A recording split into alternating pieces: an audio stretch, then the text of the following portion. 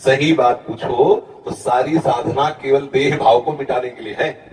देह भाव मिट्टी, जो भाव करो वही आनंद में डूबो, चाहे आत्मस्वरूप ब्रह्म भाव करो, चाहे भगवत भाव करके सका सकी गोपी गोपा जो चाहो भाव कर लो, क्योंकि आत्मस्वरूप कैसा भाव करो जैसा। विचार करना, जैसे मानो एक सन्यासी है, वो आत्मस्वरूप को निर्गुण निर्विकार देख रहा है, अनुभव में आता है ना। एक भक्त है, उसे दास स्वरूप में देख रहा है। दास शरीर थोड़ी होता है, दास स्वरूप भाव में उसने भावना की भेद बुद्धि करके, और तो उसे दास सेवक भाव अनुभव हो रहा है। जो जैसे भावना करता है आत्मस्वरूप, जैसे अभी हम देह भाव में हैं तो हमें यही तो लग रहा है मैं यही, तो आत्मस्वरूप की भावना हम देह भाव में कर लिए ना, अब इसे हटाइए, आप जो भाव कीजिए।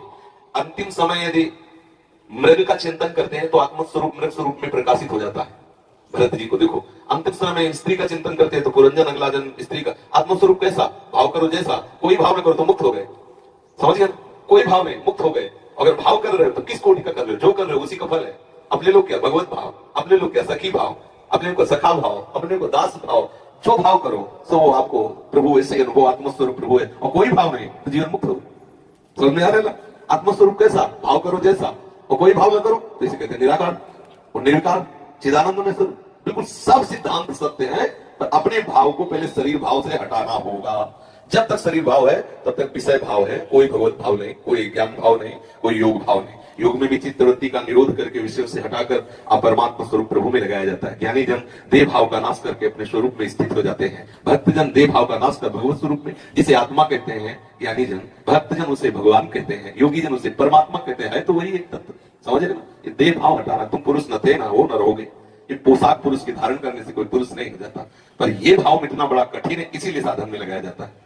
अगर भाव अभी समझ में आ जाए तो अब भी आत्मा का कोई बंधन नहीं है, इसीलिए मोक्ष भी झूठा और बंधन भी झूठा।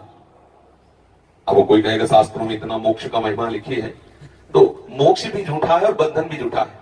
जब बंधन ही झूठा है तो मोक्ष कैसा, किसका?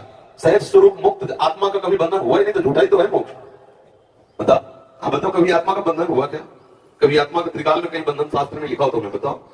तुमने माना, तुम्हारी मान्यता ही बंधन हो, तुम्हारी मान्यता है मोक्ष है, खत्म खेल।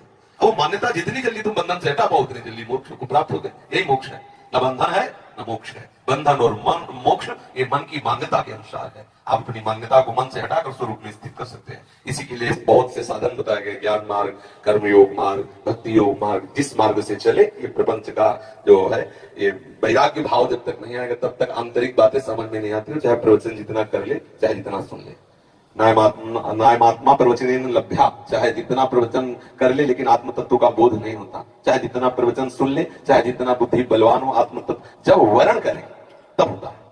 हमारा लक्ष्य दृढ़ हो जाए और साफ बाहरी। आज हम चाहे जितना सुने, व्यवहार को ही सत्य मान रहे। देख लीजिए, छोटी छोटी बात में प्रतिकूलता, अनुकूलता, लड़ाई झगड़ा, राग द्वेष कहाँ है?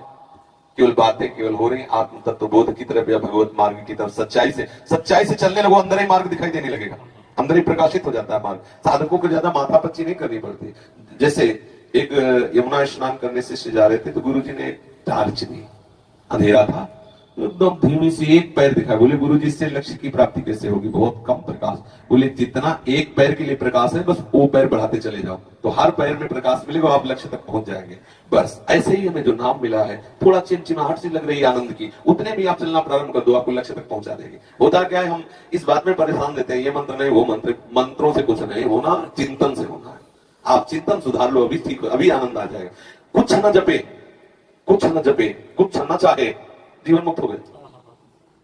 ये जितना, चाहे संन्यास मार्ग हो चाहे भक्ति मार्ग हो, ये जो नाना प्रकार की भागवतिक बातें हैं, ये विषय चिंतन मिटाने के लिए है। एक स्थिति ऐसी आती है, पूर्ण कृतकृत्यता का अनुभव होता है, वो जप वाला भी नहीं रहता। और संतों ने तो इतना कहा है कि आराध्य देव ही उसका जप करते हो तो पड़ा रहता है। आगे की स्थिति है, काहो के बल भजन को काहो के आचार, व्यास भरोसे कुंवर के सुवत पाओ प्रसाद।